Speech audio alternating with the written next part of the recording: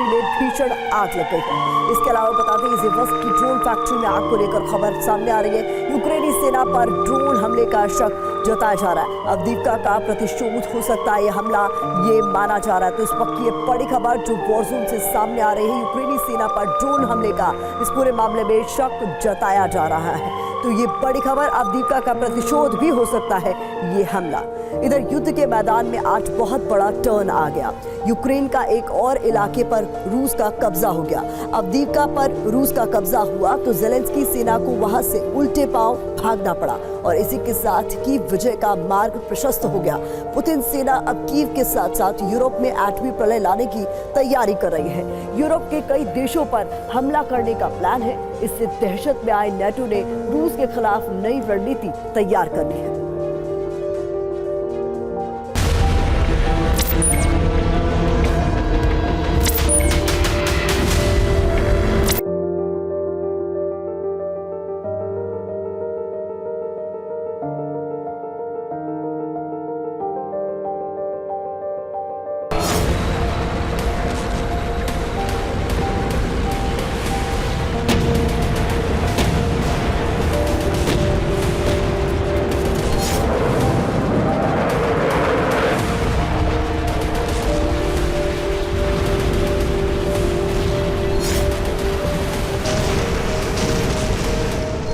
जिस बात का डर था युद्ध के मैदान में वही हो गया है।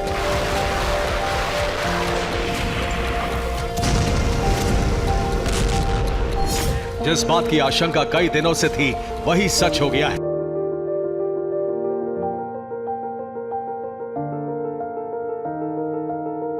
यूक्रेन हार के द्वार पर पहुंच गया है।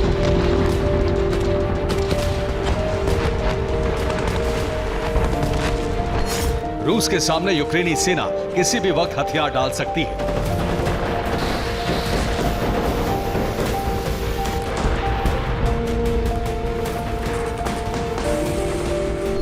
यूक्रेन की पराजय का प्रमाण अवदीव्का से आ गया है।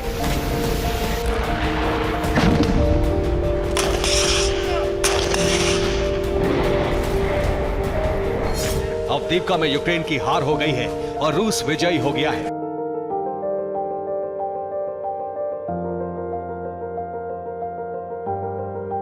अवदीव्का का भी हश्र वही हुआ जो बाखमुत का हुआ था।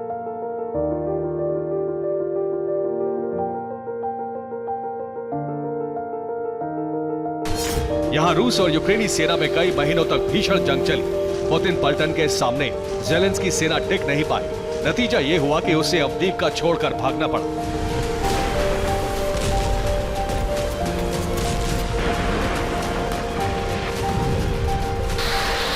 अवदीव्का में मिली शिकस्त के बाद कीव से लेकर वॉशिंगटन तक दहशत है। यूक्रेन के नए सेनाध्यक्ष ने अवदीव्का में मौजूद अपनी बची कुची सेना को भी वापस बुला लिया है।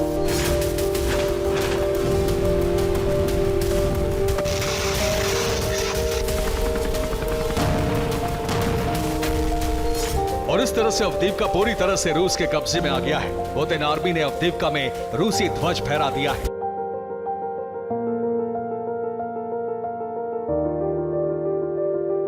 दस महीने के अंदर रूसी सेना को यूक्रेन में दूसरी बड़ी कामयाबी मिल गई है।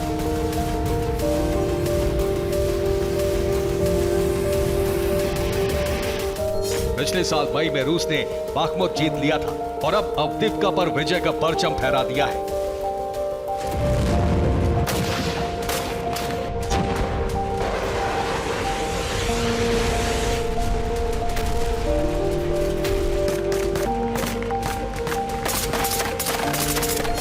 अवदीव्का में रूस और यूक्रेन के बीच कुछ इस तरह से सबसे बड़ी और सबसे भीषण लड़ाई लड़ी गई।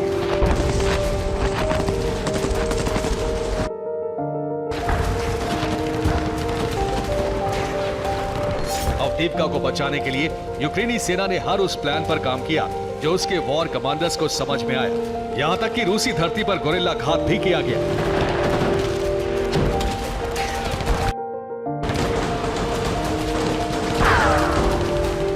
रूस के युद्धपोत को भी डुबाया गया।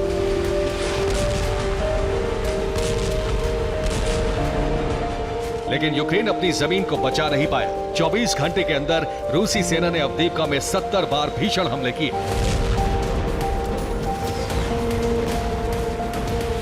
इन हमलों में यूक्रेनी सेना के पैर उखड़ गए और इस तरह पुतिन सेना का ऑपरेशन अवदीव्का पूरी तरह से कंप्लीट हो गया।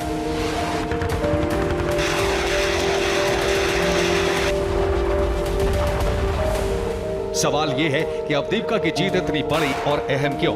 रूस के लिए अवदीव्का इतना महत्वपूर्ण क्यों है? अवदीव्का को जीतने के बाद रूसी सेना का अगला कदम क्या होगा?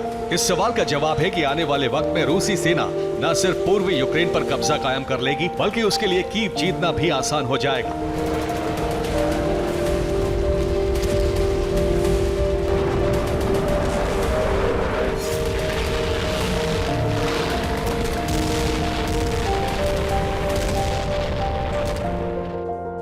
अवदीव्का विजय का अर्थ क्या है, अब इसे भी समझ लीजिए। अवदीव्का और बाखमुत जीतने के साथ ही डोनेस्क पर रूसी सेना का कब्जा हो गया है। डोनेस्क से अब तक रूसी सेना के लिए पूर्वी यूक्रेन को जीतना आसान हो जाएगा।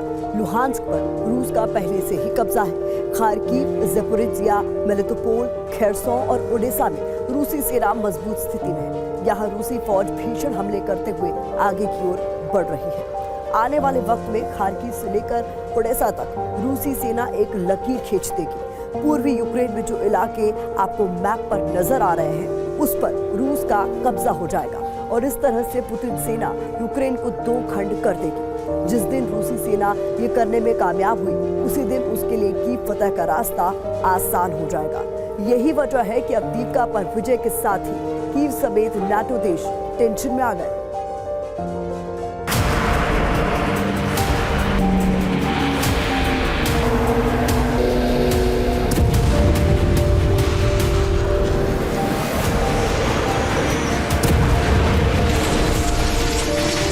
अवदीव्का विजय के साथ ही यूरोप और नेटो पर अब तक का सबसे बड़ा खतरा मंडराने लगा है।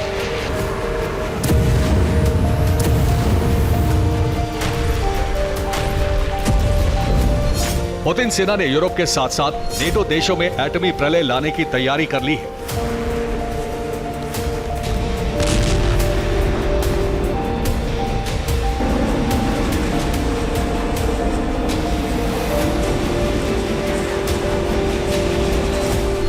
रूस के परमाणु प्लान से अमेरिका और नेटो दहशत में आ गए हैं।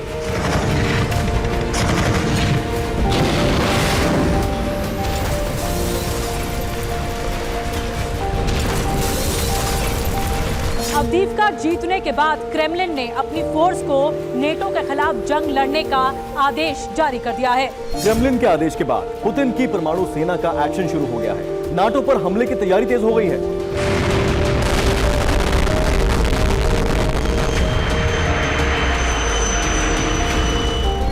रूस ने अपने सभी एयरफील्ड्स को न सिर्फ एक्टिवेट कर दिया है, बल्कि सभी बेस पर नेटो के खिलाफ हमले का अभ्यास कर रहा है।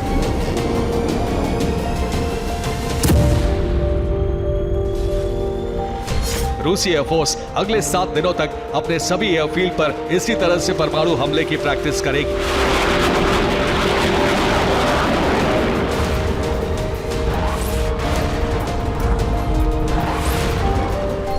इतना ही नहीं, रूसी नेवी ने नेटो की परमाणु सबमरीन को खोजकर तबाह करने के लिए उत्तरी सागर में Tu-142 एयरक्राफ्ट तैनात कर दिया है।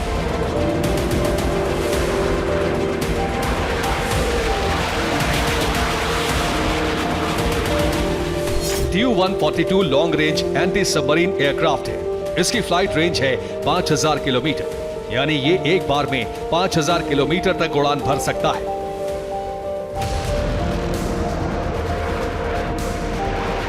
यही वजह है कि Tu-142 को रूसी नौसेना का सबसे घातक एयरक्राफ्ट कहा जाता है। अवदीव्का विजय और पुतिन की परमाणु सेना की तैयारियां देखकर अमेरिका और नेटो देश दहशत में आ गए हैं।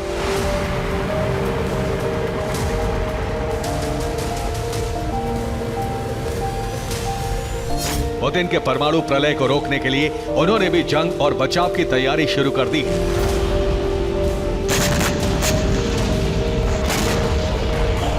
नेटो जल्द ही यूरोप में सेना की तैनाती करने वाला है। इस बाबत ब्लूप्रिंट बना लिया गया है।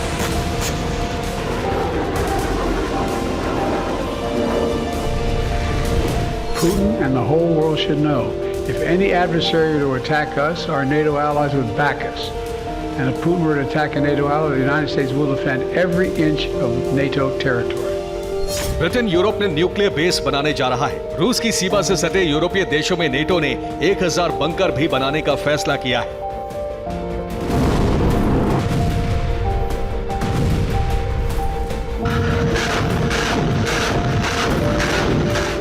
लेकिन कई यूरोपीय देशों में नेटो के बंकर और परमाणु बेस का विरोध शुरू हो गया है। मतलब ये कि यूरोप में अमेरिका और नेटो की राह आसान नहीं है। विरोध की वजह से अगर नेटो रूस की घेराबंदी करने में नाकाम रहा तो पुतिन सेना कई देशों में परमाणु जलजला ला सकती है।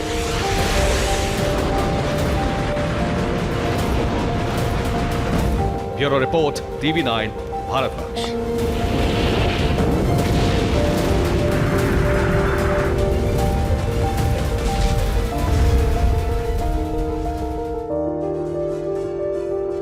और इस बीच एक बड़ी खबर सामने आ रही है। ज़पोरिज़िया में रूसी सेना का बड़ा हमला हुआ है। यूक्रेन के 3 ठिकानों पर बमबारी की गई है। हमले में यूक्रेन के 36 सैनिक मारे गए हैं। रूसी रक्षा मंत्रालय ने इस हमले को लेकर जानकारी साझा की है, जहां यूक्रेन के 3 ठिकानों पर बमबारी की गई।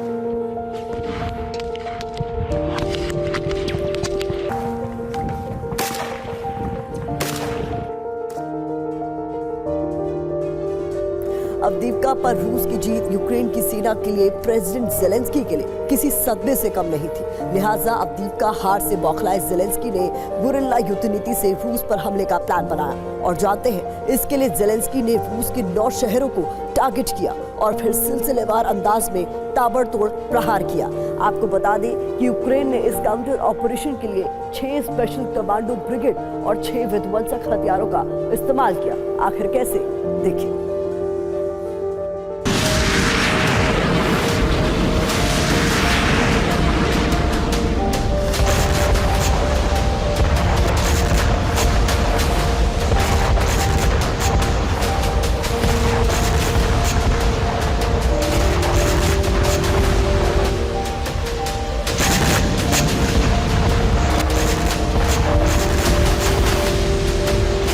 अवदीव्का पर फतेह कर रूसी ब्रिगेड ने कीव से वॉशिंगटन तक खलबली मचाई।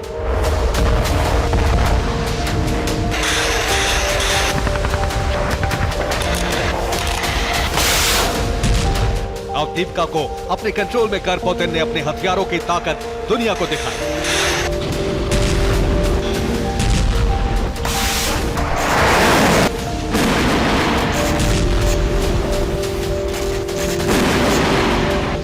मगर रूस अवदीव्का विजय पर जश्न मनाता, उससे पहले ही यूक्रेनी डिफेंस ने पश्चिमी रूस में ताबड़तोड़ सीरियल अटैक कर क्रेमलिन को ही सन्न कर दिया।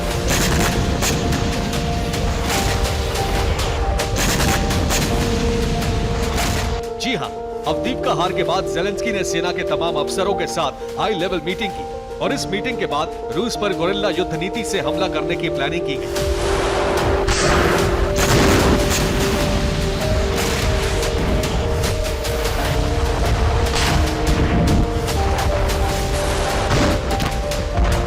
यानी रूस के ठिकानों पर घात लगाकर हमला। आखिर कैसे, ये भी जान लीजिए। यूक्रेन ने पश्चिमी रूस के कुछ इलाकों को टारगेट किया। गुरिल्ला अटैक का जिम्मा स्पेशल बटालियन को दिया। जमीन और आसमान से रूसी ठिकानों पर अटैक किया।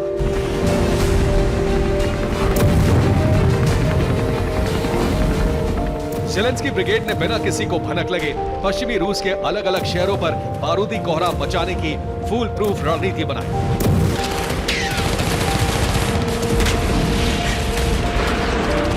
और जानते हैं, यूक्रेनी सेना के काउंटर ऑपरेशन की निगरानी खुद कीव के हेडक्वार्टर में बैठे ज़ेलेंस्की कर रहे थे।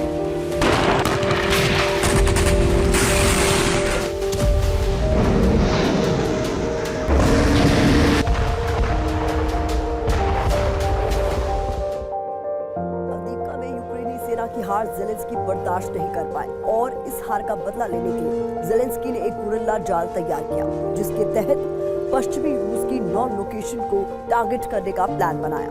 आखिर वो 9 लोकेशन कौन कौन सी थी, पहले आपको ये बताते हैं। सबसे पहले रूस की राजधानी मॉस्को पर अटैक हुआ, फिर बेलगोरोद और कलुगा पर बारूद बरसाया गया।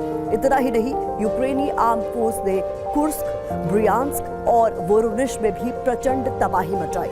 इसके अलावा रोस्तोव, क्रीमिया और ब्लैक सी में भी यूक्रेनी सेना ने आसमानी प्रहार किया। गुरिल्ला युद्ध नीति से रूस पर प्रहार करने की जिम्मेदारी यूक्रेनी आर्म्ड फोर्स की कुछ खास बटालियन को दी गई, जिनमें शामिल है 38वीं मरीन ब्रिगेड, 59वीं मोटराइज्ड ब्रिगेड, 60वीं मैकेनाइज्ड ब्रिगेड। इसके अलावा यूक्रेन की 63वीं मैकेनाइज्ड ब्रिगेड, 71वीं हंटर ब्रिगेड और 72वीं मैकेनाइज्ड ब्रिगेड।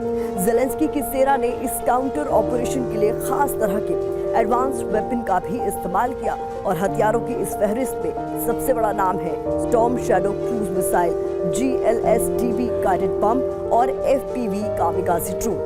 वहीं जमीनी हमले के लिए यूक्रेन ने T-72 AV tank, BTR M113 armoured vehicle और YPR 765 इन्फेंट्री का इस्तेमाल किया गया।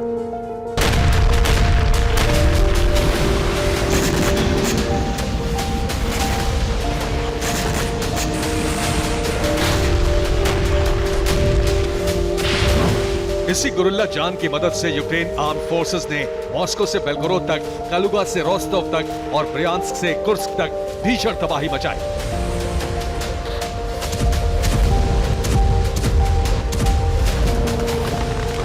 इतना ही नहीं, क्रीमिया और ब्लैक सी में भी ज़ेलेंस्की की सेना ने ड्रोन क्रूज मिसाइल से विध्वंसक हमले किए।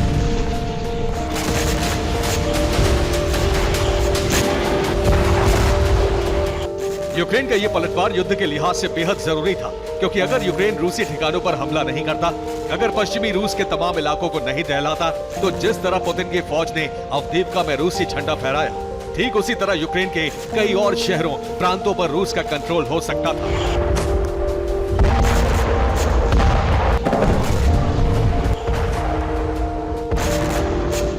आपको बता दें कि पूर्वी यूक्रेन के डोनेट्स्क रीजन में मौजूद अवदीव्का में बीते एक महीने से रूस और यूक्रेन के बीच आर पार की जंग जारी थी।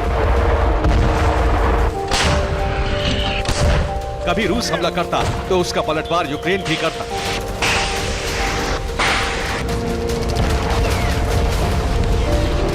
मगर रूसी डिफेंस ने अवदीव्का पर फतेह के लिए टनल टेक्नोलॉजी का इस्तेमाल किया, ठीक वैसे ही जैसे गाजा में हमास करता है।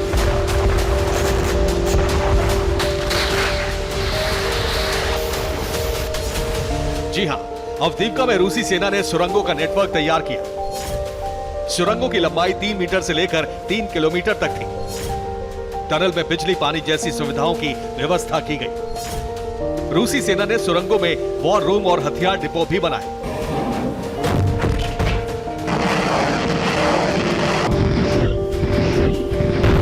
दरअसल अवदीव्का में यूक्रेनी सेना की आर्टिलरी, तोप और हवाई हमलों से बचने के लिए रूसी डिफेंस ने टनल्स का मकड़ जाल बनाया और फिर इन्हीं सुरंगों के जरिए आगे बढ़ते हुए पूरे अवदीव्का पर जीत हासिल की।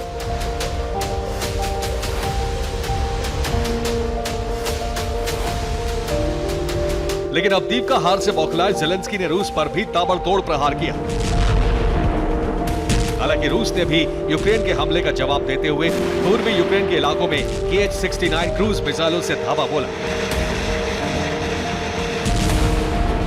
और जानते हैं, पुतिन ने KH-69 स्टेल्थ ब्रह्मास्त्र को दागने के लिए लड़ाकू विमानों का इस्तेमाल किया।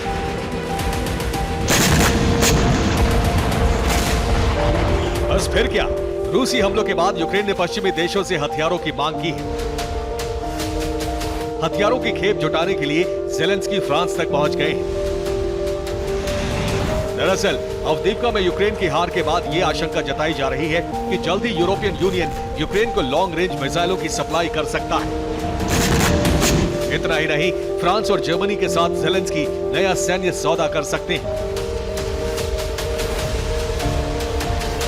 मतलब यह कि अब यूक्रेन अवदीव्का का बदला लेने के लिए हर मोर्चे पर तैयार हो रहा है। हथियारों की खेप जुटा रहा है ताकि पूरी ताकत के साथ रूस पर काउंटर कर सके। Bureau report, TV9 Bharat. Middle east में अमेरिका इजराइल के लिए मुसीबत बन चुका ईरान अब एक ऐसी तैयारी में जुट गया है जिससे पेंटागन में कोहराम मच गया। ईरान अब साउथ पोल पर अधिकार जता रहा है, जिससे बौखलाए अमेरिका ने धमकी दे डाली है। यानी अरब की जंग अब साउथ पोल तक पहुंचने वाली है, जिसमें रूस और चीन शामिल हुए तो तीसरे विश्व युद्ध का अलार्म बजना तय समझिए।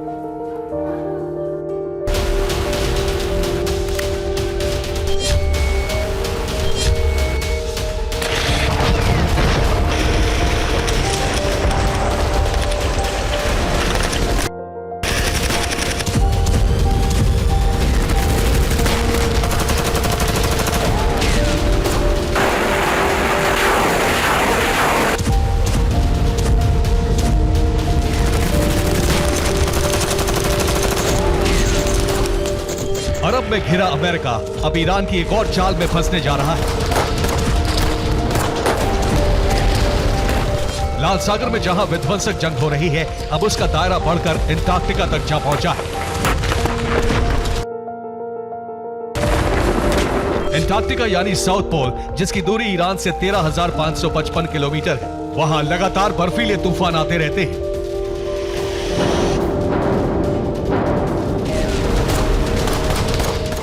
अब उसी जगह ईरान मिलिट्री पोस्ट बनाने जा रहा है। इसके अलावा एक सीक्रेट लैब बना रहा है। इसका ऐलान ईरान ने खुलेआम कर दिया है।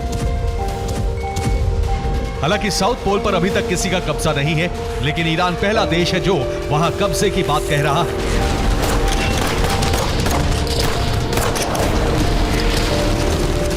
ईरान के ऐलान से पेंटागन की नींद उड़ गई है, क्योंकि अब उसे साउथ पोल पर भी ईरान से भिड़ना होगा, जबकि वहां पहले से ही रूस और चीन सक्रिय हैं।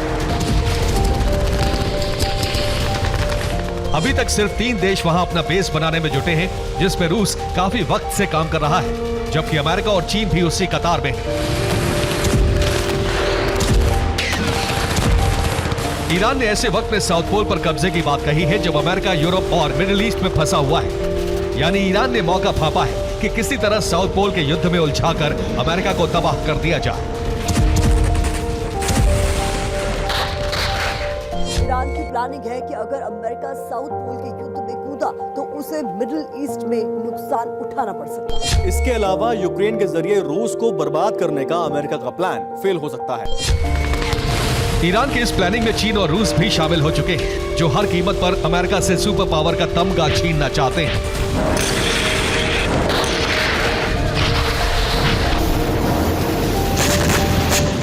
हालांकि ईरान के नेवल कमांडर एडमिरल शेरम ईरानी ने पिछले साल सितंबर में साउथ पोल पर अधिकार का दावा किया था, जिसके बाद इस पर कोई बात नहीं हुई।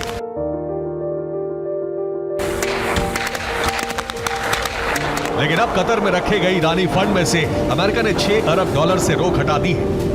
ऐसे में आशंका जताई जा रही है कि ईरान रिलीज किए गए फंड को साउथ पोल में मिलिट्री बेस बनाने में लगा सकता है, जैसा जिक्र 6 महीने पहले एडमिरल शेरम ईरानी कर चुके हैं।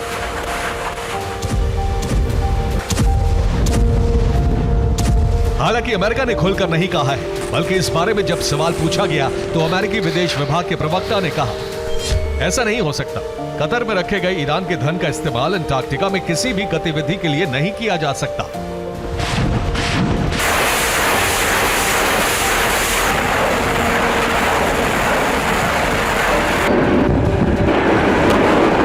अमेरिका का इनकार सीधे तौर पर ईरान को धमकी है। अगर ईरान साउथ पोल पर गया तो अंजाम भुगतना होगा। ईरान ने जब एटमी डील नहीं मानी तो साउथ पोल पर वो अमेरिका की धमकी से डरेगा, इसमें संशय है।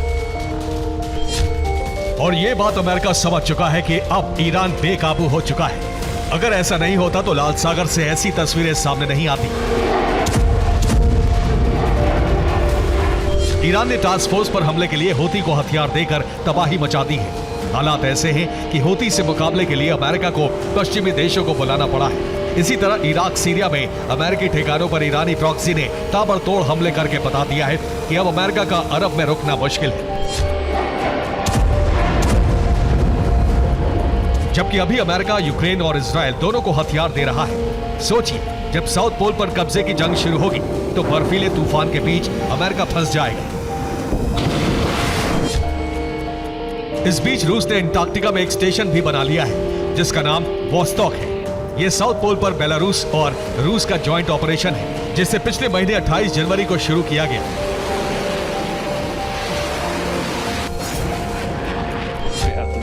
самоотверженности работа станции «Восток» получает мощный импульс развития. А давняя, славная история присутствия в Антарктиде уверенное продолжение. Новый зимовочный пункт – это, пожалуй, лучший, главный подарок к юбилейной 70-й российской антарктической. रूस की तरह चीन भी इसी दिशा में तेजी से बढ़ रहा है। यही वजह है कि ईरान ने कतर से रिलीज हुए $6 अरब साउथ पोल पर खर्च करने का प्लान बना लिया है, क्योंकि ईरान जानता है कि उसे चीन और रूस का साथ जरूर मिलेगा। यानी ईरान को रोक पाना बेहद मुश्किल है। इसलिए पश्चिमी देशों ने अब चीन से मदद मांगी है कि किसी भी तरह से ईरान को रोका जाए। इसके पीछे तर्क है कि सिर्फ 12 देशों का एंटार्क्टिका पर अधिकार है, जैसा कि 1959 की संधि से तय हुआ था, जिसके मुताबिक सिर्फ 12 देशों के अलावा कोई नया देश साउथ पोल पर अधिकार नहीं जता सकता, जब तक कि यह संधि अस्तित्व में है।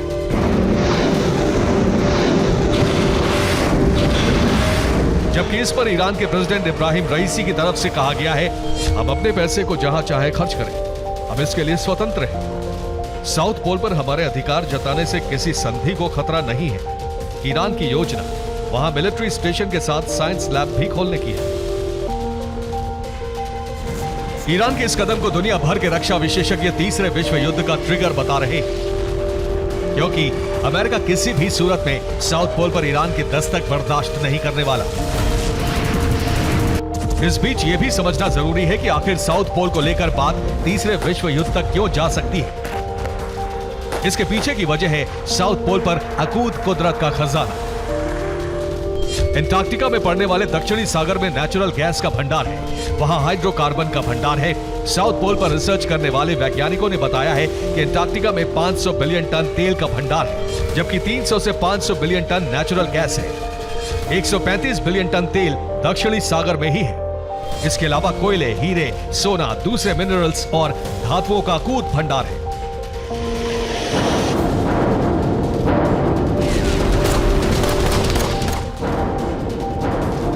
जिस पर दुनिया के शक्तिशाली देश नजर गड़ाए बैठे हैं। अब ईरान भी उसी में शुमार होना चाहता है। ईरान बार बार कह रहा है कि 1959 की संधि के मुताबिक पर्यावरणीय संतुलन को बनाए रखते हुए आर्कटिक पर निर्माण की अनुमति अधिकार किसी को नहीं है, इसलिए ईरान भी वहां अपना बेस बनाने के लिए स्वतंत्र है। यानी ईरान ने ऐसे युद्ध को बुलावा भेज दिया है जो तीसरे विश्व युद्ध में बदल सकता है, क्योंकि ईरान की दस्तक को अमेरिका कभी मंजूर नहीं करेगा। Bureau report, TV9 Bharat.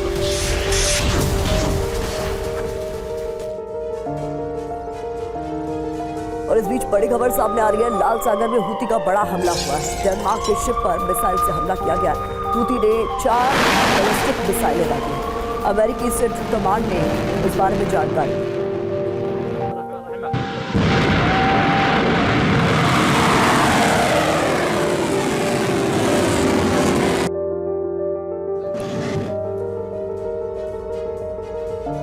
दुनिया में एक बार फिर तीसरे विश्व युद्ध की आशंका मजबूत हो रही है। इस बार आमना सामना सीधे तौर पर अमेरिका और रूस के बीच हो सकता है। तनाव की वजह रूस की जेल में हुई एक कैदी की मौत है। रूस के उस कैदी का नाम पुतिन के सबसे बड़े विरोधी के तौर पर मशहूर था। अब अमेरिकी राष्ट्रपति से लेकर दुनिया के कई देशों में आम लोग भी गुस्से में हैं, क्योंकि बाइडेन समेत तमाम लोग इसे हत्या करार दे रहे हैं।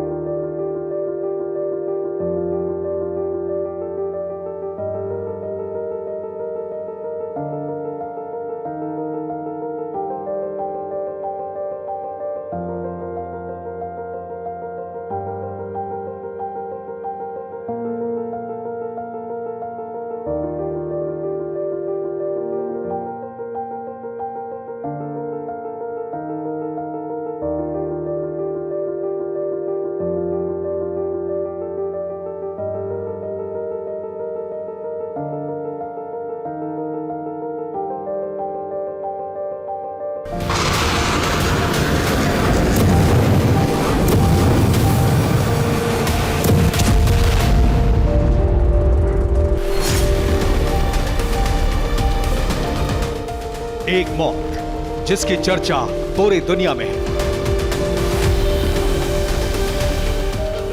एक मौत जिसको लेकर पूरी दुनिया में विरोध प्रदर्शन शुरू हो गए हैं।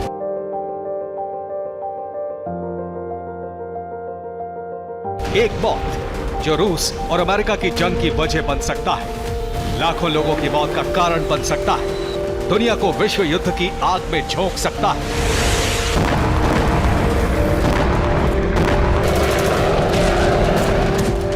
शुक्रवार को रूस की एक जेल से एलेक्सी नावल्नी की मौत की खबर आई और फिर पूरी दुनिया में सनसनी मच गई।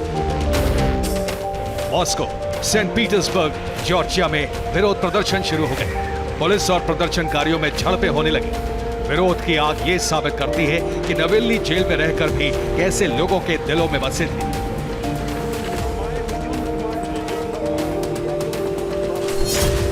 अर्जेंटीना, सोफिया, लंदन और हंगरी तक से विरोध प्रदर्शनों की तस्वीरें आई हैं। ऐसा इसलिए क्योंकि लोग नावल्नी की मौत को एक बड़ी साजिश और हत्या मान रहे हैं। हंगरी नावल्नी की मौत पर सवाल उठने की पहली वजह है उनका रूस के राष्ट्रपति पुतिन का सबसे कट्टर विरोधी होना। नावल्नी ने पहली बार वकील के तौर पर पहचान बनाई। 2008 में भ्रष्टाचार के खिलाफ ब्लॉग लिखने लगे। खुलासे से कई नेताओं को इस्तीफा देना पड़ा था। नावल्नी लगातार सरकार के खिलाफ मुहिम चलाते रहे। नावल्नी पुतिन सरकार के सबसे बड़े विरोधी बन गए।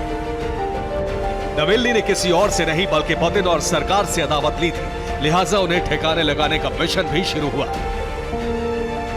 सरकार विरोधी प्रदर्शन और रैलियों की वजह से नावल्नी पर मुकदमे दर्ज हुए, केस चलने लगे और फिर जेल भेज दिया गया। साल 2020 में एक विमान यात्रा के दौरान नावल्नी को जहर दिया गया। जर्मनी में उनका इलाज हुआ और उनकी जान बच गई। पश्चिमी देशों ने इसे रूस में तैयार हत्या की साजिश करार दिया। रूस लौटने के बाद नावल्नी को वापस जेल भेज दिया गया। नावल्नी की जेल की सजा बढ़ाकर 19 साल कर दी गई। अब अमेरिका, ब्रिटेन समेत कई देशों को जैसा शक था वैसा ही हुआ। नावल्नी को पहले एक ऐसी जेल में भेजा गया जहां जिंदा रहने के लिए कुदरत के कहर का सामना करना होता है, और फिर अचानक उनकी मौत हो गई। अब पुतिन विरोधियों ने फिर रूस और पुतिन पर आरोपों की बौछार कर दी है, लेकिन रूस इस हत्या के लिए अपने दुश्मनों पर आरोप लगा रहा है। नावल्नी की मौत पर उठ रहे सवालों की एक वजह यह वीडियो भी है। ये नावल्नी की मौत से एक दिन पहले का बताया जा रहा है। नावल्नी अपनी पेशी पर कोर्ट के सामने हंस रहे हैं, जज से मजाकिया लहजे में कह रहे हैं। दुनिया में इस वीडियो के कुछ घंटे बाद ही उनकी मौत की खबर आई और अमेरिका तक सख्ते में आ गया। There's no doubt that the death of Navalny was a consequence of something that Putin and his thugs did. America के इस रिएक्शन को बेहद गंभीर माना जा रहा है, क्योंकि बाइडेन ने चेतावनी दी थी कि अगर नावल्नी की जेल में मौत हो गई तो रूस को विनाशकारी परिणामों का सामना करना पड़ेगा।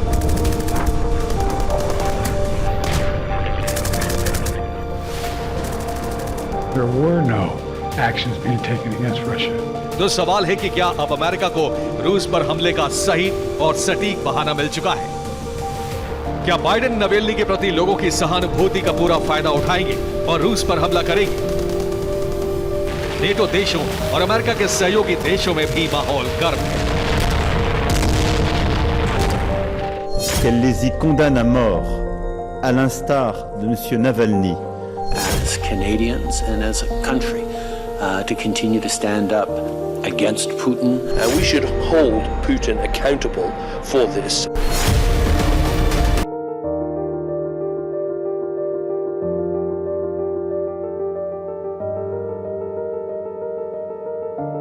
नावल्नी को खुद भी अपनी हत्या की आशंका थी, तभी उन्होंने एक डॉक्यूमेंट्री से अपने समर्थकों को यह संदेश दिया था, अगर मेरी हत्या कर दी जाए तो आप कभी हार मत मानना। माना जा रहा है कि अब रूस में बेहद ज्यादा प्रदर्शन शुरू होंगे और पुतिन के लिए नावल्नी का आखिरी संदेश मुश्किलों का तूफान लेकर आएगा।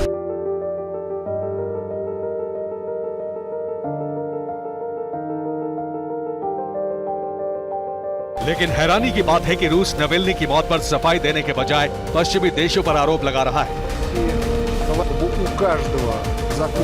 रूस की संसद ड्यूमा के स्पीकर ने आरोप लगाया है कि नावल्नी की मौत से अमेरिका को फायदा है। मौत से रूस पर प्रतिबंध लगाने वालों को फायदा। ये रूस के आंतरिक मामलों में दखल की कोशिश है।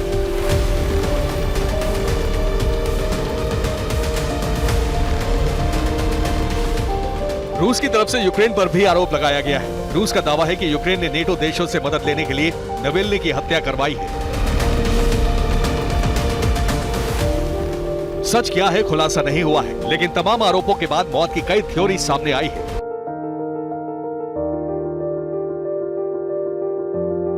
फिलहाल आपको नवेल्नी की मौत की 5 थ्योरी बताते हैं। मौत की पहली थ्योरी रूस को लेकर है, जैसा पश्चिमी देश कह रहे हैं कि नवेल्नी को पुतिन के इशारे पर मारा गया। दूसरी थ्योरी रूस के आरोपों को लेकर है। रूस का दावा है कि हत्या अमेरिका या नेटो ने करवाई है।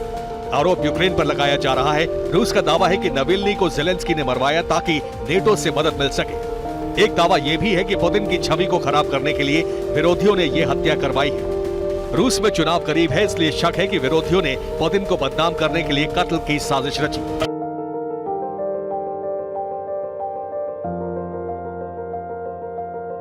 सच कुछ भी हो, लेकिन इस मौत ने अमेरिका और रूस की तल्खी को चरम पर पहुंचा दिया है और दुनिया में वर्ल्ड वॉर की आशंका को एक नई वजह ने और मजबूत कर दिया है। Bureau report, TV9 Bharatvarsh.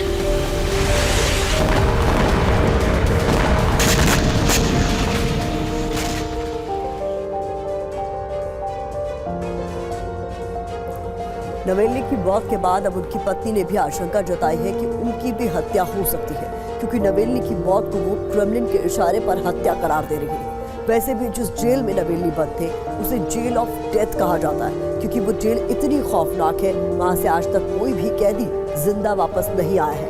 उस जेल को आर्कटिक में एक सीक्रेट जगह पर बनाया गया है, जहां -40 डिग्री तक तापमान पहुंच जाता है।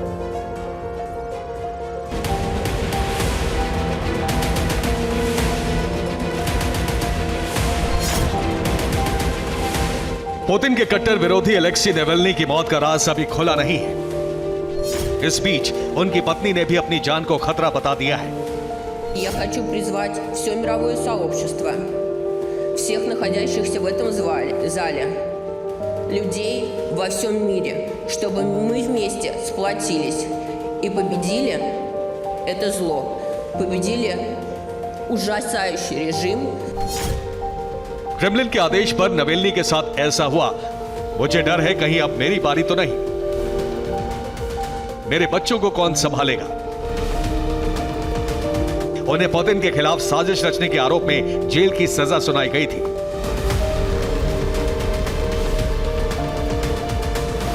दोनों को जिस जेल में बंद किया गया उसे मौत की जेल कहा जाता है। आर्कटिक में बनी पोलर वुल्फ जेल रूस की सबसे खतरनाक जेल है। ये उसी जेल की तस्वीरें हैं। इस जेल के बारे में कहा जाता है यहां से कभी कोई कैदी बाहर नहीं जाता, सिर्फ मौत की खबर ही बाहर जाती है। पोलर वुल्फ जेल के बारे में कहा जाता है सत्ता विरोधियों को इस जेल में रखा जाता है। नवेल्नी और उनकी पत्नी यूलिया लगातार पुतिन का विरोध कर रहे थे, इसलिए उन्हें इस जेल में रखा गया। В России и этот режим, и Владимир Путин должны понести персональную ответственность за все те ужасные вещи, которые они делают с моей страной. ये जेल क्यों इतनी खतरनाक है ये समझिए। कहा जाता है यहाँ बर्फ और ठंड से बचने के लिए इंसान को कपड़े भी नहीं दिए जाते। -डिग्री डिग्री तापमान में कैदियों को यहाँ नंगे पैर चलना पड़ता है। सुबह 6 बजे से रात के 10 बजे तक कैदियों को या तो खड़े रहना पड़ता है या फिर चलना पड़ता है। उन्हें बैठने की इजाजत नहीं होती। जेल में लिखने पढ़ने की छूट भी नहीं है। वुल्फ जेल मॉस्को से 2000 किलोमीटर दूर है। इस जेल के बारे में एलेक्सी ने लिखा था, जिन्हें पिछले साल 26 दिसंबर को यहां शिफ्ट किया गया था। मुझे आर्कटिक की जेल में भेज दिया गया है। माइनस तापमान होने के बाद भी मेरे पास सिर्फ कोट और टोपी है। जेल में हर रोज मुझे 7 घंटे सिलाई मशीन चलानी पड़ती है और रूसी टीवी भी देखना पड़ता है। कुछ ही घंटे हमें सोने दिया जाता है, जबकि बाकी समय सिलाई कराई जाती है। नवेल्नी ने रूस में भ्रष्टाचार के खिलाफ आवाज उठाई थी, जिसमें उनकी पत्नी हर वक्त उनके साथ थी। उनकी पत्नी को फर्स्ट लेडी ऑफ ऑपोजिशन कहा जाने लगा था। हालांकि नवेल्नी और यूलिया को उम्मीद थी कि वो जल्द बाहर आकर फिर से पुतिन के खिलाफ आवाज उठाएंगे, लेकिन नवेल्नी की रहस्यमय मौत से उनकी उम्मीद टूट गई है। अब यूलिया को भी मौत का डर लग रहा है। Bureau report, TV9 Bharatvarsh. Pakistan में आज विद्रोह की बहुत बड़ी ज्वाला दिखी। ये वो ज्वाला है जिसमें जिन्ना लैंड भस्म हो सकता है। चुनावों में चोरी के सबूत सामने आए, रावलपिंडी के कमिश्नर ने वोट घोटाले की बात कबूली तो इमरान की पार्टी और उनके समर्थक आउट ऑफ कंट्रोल हो गए। इसके बाद शहर शहर क्रोध की जो लहर दिखी वो इस बात का ऐलान कर रही है कि पाकिस्तान में एक और गृह युद्ध भड़क चुका है।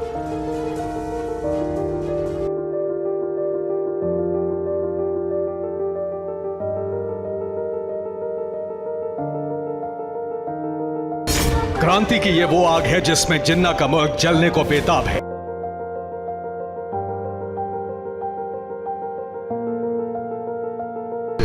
जिन्ना लैंड में जमहूरियत का जिस तरह से कत्ल किया गया उसने पाकिस्तान की तबाही की इबारत लिख दी है।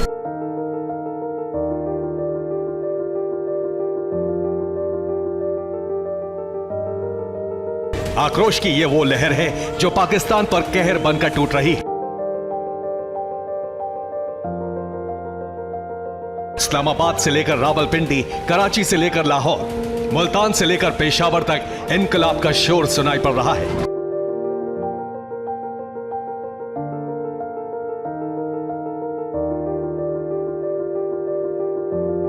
यह बगावत का शोर है जो चुनावों में हुए गड़बड़ झाला और घोटाले के बाद घनघोर हुई है।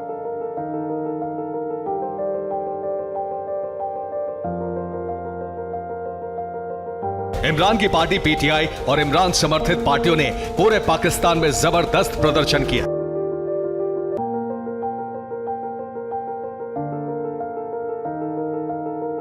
हजारों लाखों की भीड़ सड़कों पर उतरी और भ्रष्ट हुकूमत के खिलाफ जंग ऐलान कर दिया।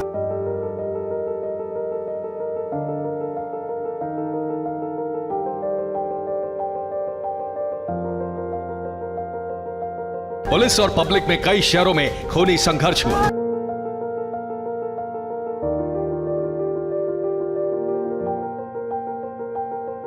पुलिस ने बड़ी तादाद में प्रदर्शनकारियों को गिरफ्तार कर लिया।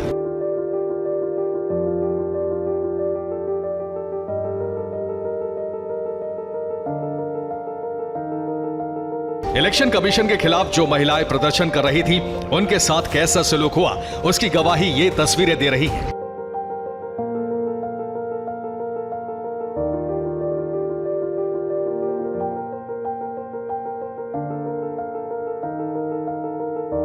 पाकिस्तान में लोकतंत्र की सबसे बड़ी डकैती यानी चुनावी चोरी और सीना जोरी का खुलासा उस वक्त हुआ जब रावलपिंडी के कमिश्नर ने यह कहते हुए अपने पद से इस्तीफा दे दिया कि उन्होंने चुनाव में धांधली करवाई क्योंकि उन पर ऊपर से दबाव था।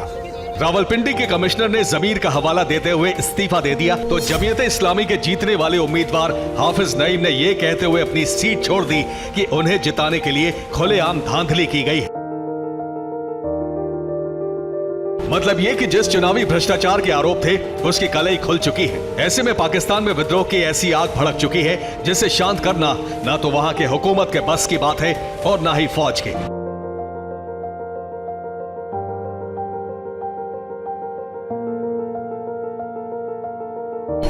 Bureau report, TV9, Bharatvarsh.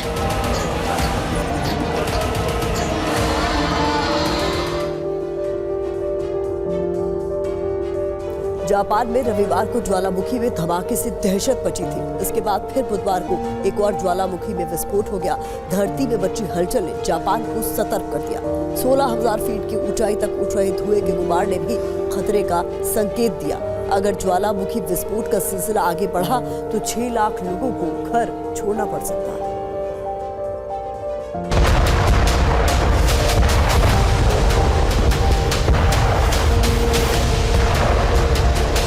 एक जोरदार धमाका, फिर काले धुएं और धूल के साथ लावा फूट पड़ा।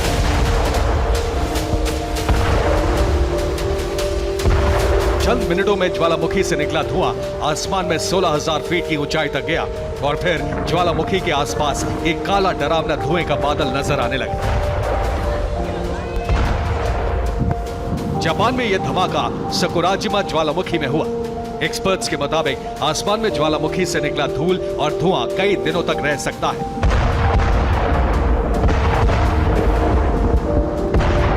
एयर ट्रैफिक कंट्रोल ने इस इलाके को नो फ्लाई जोन बनाया है, जबकि मौसम विभाग ने इस ज्वालामुखी के आसपास रहने वाले लोगों को घर छोड़कर जाने के लिए तैयार रहने को कहा है। अगर ज्वालामुखी में और विस्फोट होते हैं तो यहाँ के आसपास के इलाके को खाली करा लिया जाएगा। ये ज्वालामुखी जापान में कई बरसों से एक्टिव की श्रेणी में रखा गया है।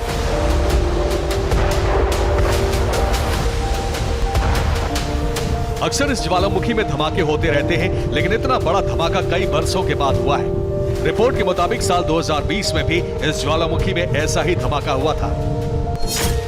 साकुराजिमा ज्वालामुखी जापान के कागोशिमा में है। कागोशिमा में करीब 6 लाख लोग रहते हैं। रविवार को यही माउंट ओटेक ज्वालामुखी में विस्फोट हुआ था। इस इलाके में 3 दिनों के भीतर 2 ज्वालामुखी विस्फोट ने खतरे का सिग्नल दिया है।